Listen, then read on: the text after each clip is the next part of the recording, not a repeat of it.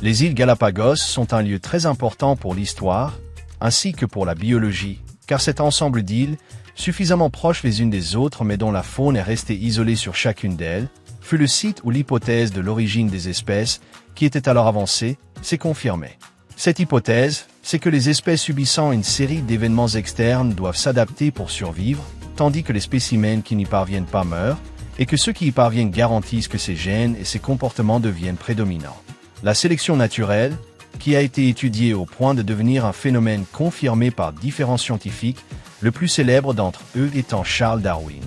Parmi ce groupe d'espèces, les plus reconnues sont peut-être les tortues terrestres, mais ce que l'on sait peu, c'est qu'elles sont différentes sur chaque île et forment leurs propres espèces.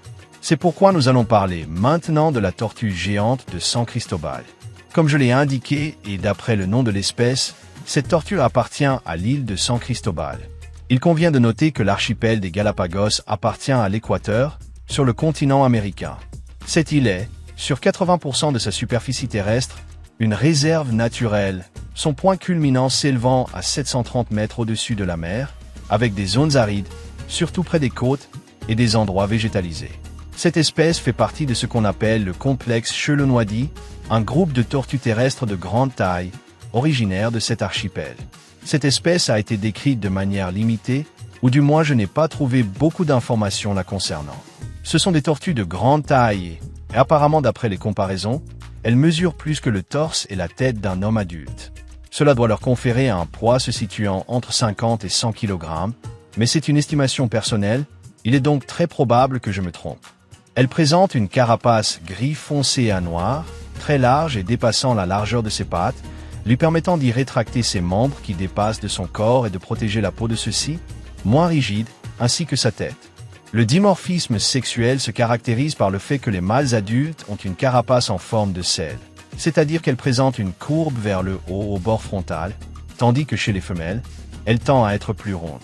Son comportement peut être comparé à celui d'autres espèces. Ce sont des spécimens sédentaires qui forment des groupes, mais il y a peu d'interactions entre eux, leur cohabitation étant davantage une coïncidence qu'une activité intentionnelle. Ils se réfugient à l'ombre des arbres ou dans des crevasses lorsqu'il fait très chaud, et s'immergent aussi dans l'eau ou la boue pour réguler leur température, rappelant qu'il s'agit d'animaux poikilothermes. Un comportement curieux est qu'ils tendent à allonger leur cou et leurs pattes pour attirer l'attention des oiseaux, qui viennent alors se percher sur eux et nettoient leur carapace, créant un mutualisme avec plusieurs espèces de pinsons. En raison de la région où les changements climatiques sont moins abrupts et où il y a peu de saisonnalité, ils n'ont pas besoin d'hiberner. Ils se déplacent à environ 0,3 km/h lorsqu'on les voit à la recherche de nourriture. Ils communiquent par des mouvements, la vision étant peut-être leur sens principal. De plus, l'odorat est d'une grande aide, et bien qu'elles puissent sembler sourdes, elles ne le sont pas. Elles ont la capacité d'entendre. En fait, en détectant des sons atypiques, elles ont tendance à se réfugier dans leur carapace. Malgré tout, on dit que leur audition est quelque peu limitée. C'est une espèce herbivore qui consomme une grande quantité de cactus, car les plants d'eau à faible teneur en sel sont rares, et ces plantes leur fournissent, en plus de la nourriture, de l'eau, au point qu'elles peuvent ne pas avoir besoin de boire pendant 6 mois. Outre cette méthode, la rosée est aussi une source importante pour s'hydrater. Elles mangent aussi une grande variété de fruits, qu'ils proviennent d'arbustes ou d'arbres tombant à maturité. On peut les voir passer beaucoup de temps à manger et à mâcher leur nourriture, mais si les conditions ne sont pas favorables, elles peuvent survivre sans nourriture pendant 1 an. Leur reproduction peut avoir lieu à n'importe quelle période de l'année, bien qu'il y ait des pics saisonniers avec une plus grande reproduction de février à juin. La parade nuptiale est très voyante et agressive, le mâle frappant avec force la carapace de la femelle, puis la montant pour l'accouplement.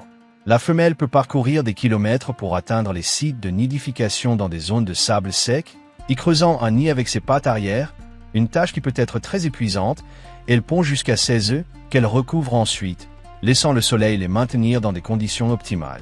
Ceci joue un rôle important car, à basse température, la plupart se développeront en mâle, et inversement pour les femelles, ce qui affecte aussi la durée d'incubation. Les jeunes sont indépendants et devront se débrouiller par leurs propres moyens, restant dans les basses terres plus chaudes pendant leurs 10 à 15 premières années et atteignant la maturité sexuelle entre 20 et 25 ans, mais cela en captivité. On pense qu'ils l'atteignent dans la nature vers 40 ans. Ce sont des animaux très longévifs, vivant à l'état sauvé plus de 100 ans. Ils n'ont presque pas de prédateurs, à part certaines espèces indigènes, mais en raison de leur faible taux de reproduction, ils ne sont pas très abondants. En captivité, certains spécimens ont atteint 170 ans. Elle est classée dans la catégorie vulnérable, avec une population estimée à 1824 individus. Ses principaux problèmes sont que de nombreux nids étaient piétinés par des animaux introduits, ce qui nuisait à sa progéniture et réduisait sa natalité. De plus, les chiens sauvages, introduits par le marronnage de certains chiens domestiques, attaquent et tuent les jeunes. Mais grâce à la création de réserves écologiques, la sensibilisation des habitants et la gestion de l'espèce par le biais de la captivité, où des individus sont relâchés pour repeupler leur territoire, sa population est en augmentation. Son rôle dans l'écosystème se concentre sur le mutualisme avec d'autres espèces, où les deux parties bénéficient. Elle contrôle les populations de cactus. Pour la région, c'est une attraction touristique très importante, en plus d'avoir une importance historique. Une espèce si semblable à ses homologues des îles voisines que l'on pourrait croire qu'il s'agit de la même espèce, lente à bien des égards, tout comme à mourir de façon naturelle, une icône de son archipel. Voilà les tortues géantes de San Cristobal. J'espère que la vidéo vous a plu. Si c'est le cas, donnez un like. Si vous connaissez quelqu'un à qui cela pourrait plaire, partagez-la sur vos réseaux sociaux et n'oubliez pas de vous abonner si vous aimez les animaux.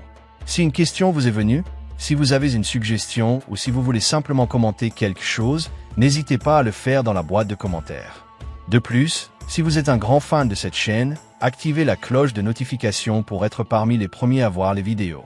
Merci beaucoup d'avoir regardé cette vidéo, à bientôt.